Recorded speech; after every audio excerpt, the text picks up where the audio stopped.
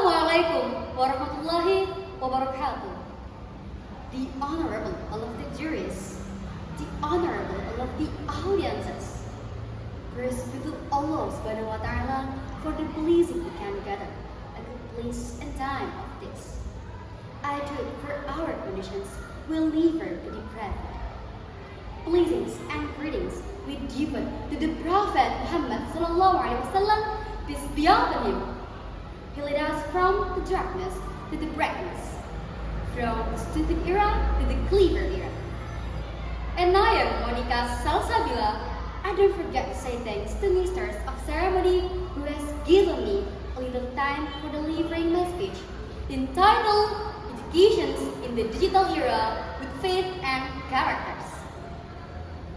Ladies and gentlemen, education is the foundation of civilizations. From educations, we build nations. Yet in this modern age, the era of digital transformations, education is no longer only about classroom, books, and whiteboard.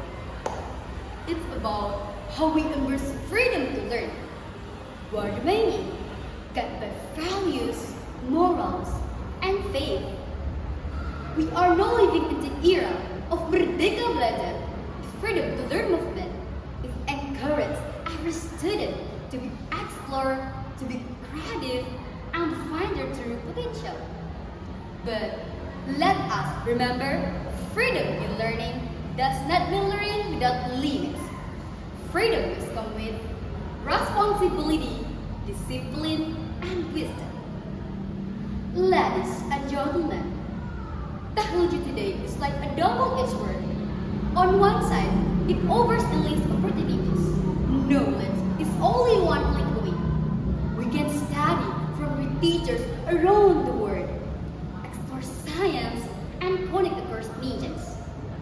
But on the other side, technology also brings negative impacts, like fake news, toxic content, social media addictions, and the loss of moral directions. This is a challenge of education in our time.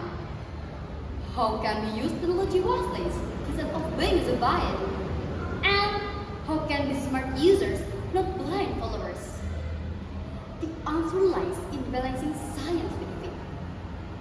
Technology teaches us how to think, but religion teaches us how to live. Knowledge gives us power, but faith gives us purpose. No matter how intelligent someone is, without good character and spiritual values, intelligence can become dangerous. And no matter how pious someone is, without knowledge and open-mindedness, people can become blind. That is why true education must nurture both the mind and the soul. Ladies and gentlemen, let us use the spirit of freedom to learn to build a generation that is digitally smart, morally strong, and spiritually grounded. A generation that can compete globally, yet stays humble and kind. A generation that understands technology, but also understands limits. A generation that learns not only for success, but for guidance. Remember, learning is an act of pursuit.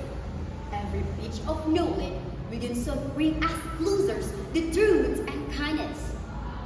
So, use technology not for negativity or self promotions, but to spread benefit, creativity, and inspirations to others.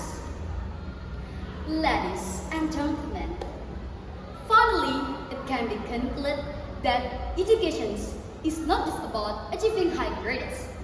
It's about building great characters, freedom to learn, the courage to think critically, yet the humility to accept guidance. It means expressing yourself openly, yet respecting moral boundaries.